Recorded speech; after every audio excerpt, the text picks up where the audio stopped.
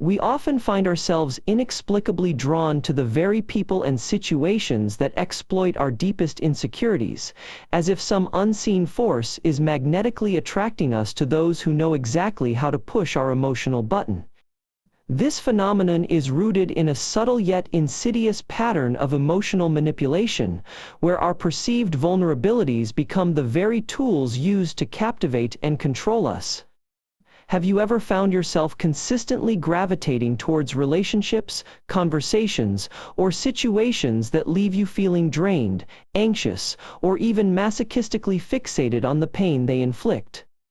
In this video, we'll delve into the unspoken, often unconscious, motivations behind this dark dance of vulnerability, revealing the hidden patterns and strategies that allow us to unknowingly sabotage our own well-being in the pursuit of connection and validation.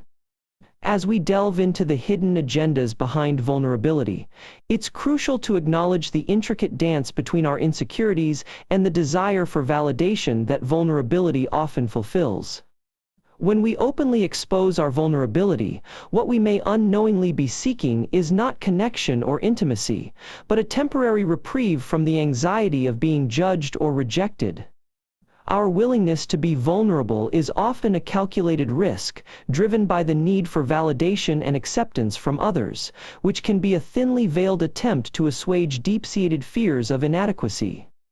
By exposing our weakness, we're not only attempting to attract others, but also exercising a twisted form of control, where our vulnerability serves as a bartering chip for emotional comfort and acceptance.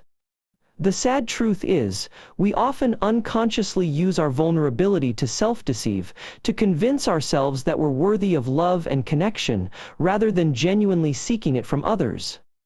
And in doing so, we inadvertently create a cycle of emotional coercion, where our vulnerability becomes a bargaining chip for the validation we're desperately seeking. When we unconsciously utilize our vulnerabilities to draw toxic individuals into our lives, we're not just seeking love or connection, we're often desperate for a fleeting sense of validation and self-worth.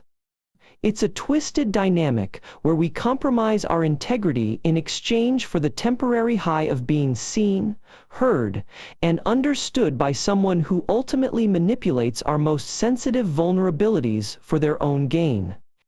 What's often overlooked is that the root of this self-destructive behavior often stems from deep-seated insecurities and past traumas, which we've failed to confront and heal from.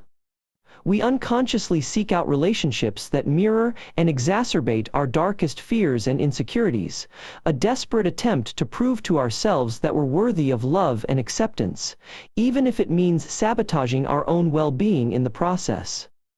Behind this facade of vulnerability lies a fragile ego, a cry for control, and a desperate attempt to regain a sense of power and agency in our lives, which often gets hijacked by toxic individuals who exploit our insecurities for their own manipulation and gain. We're so caught up in our own self-deception, we fail to recognize that our attraction to toxic relationships is a symptom of a deeper inner conflict, a tug-of-war between our desire for genuine connection and our fear of being hurt, vulnerable, and truly seen. When we expose our vulnerability, we're not just seeking validation, we're actually probing for a sense of control in a fundamentally unpredictable world. We often think we're seeking love or connection when we reveal our deepest fears and insecurities to others. But what we're really seeking is a sense of safety, a feeling that we can trust them to not use our vulnerabilities against us. By laying bare our weaknesses, we're simultaneously trying to conceal and exploit them, using them to attract others who will supposedly appreciate and protect us, even as we're secretly trying to lock them into a contract of obligation and loyalty.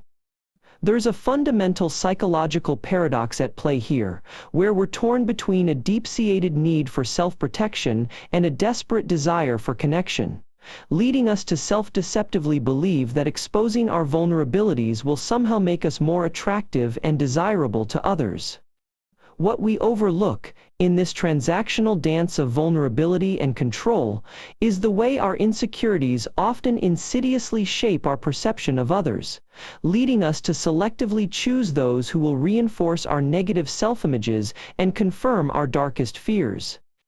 Ultimately, the more we use our vulnerabilities as leverage to manipulate others, the more we're complicit in our own self-deception, reinforcing a pernicious cycle of insecurity, control, and dependence that serves to entrap both ourselves and those around us in a toxic web of self-justification and mutual manipulation. When we're drawn to the people who exploit our vulnerabilities, it's often because we're desperate for connection and validation, a sense of acceptance that's been lacking from our own lives.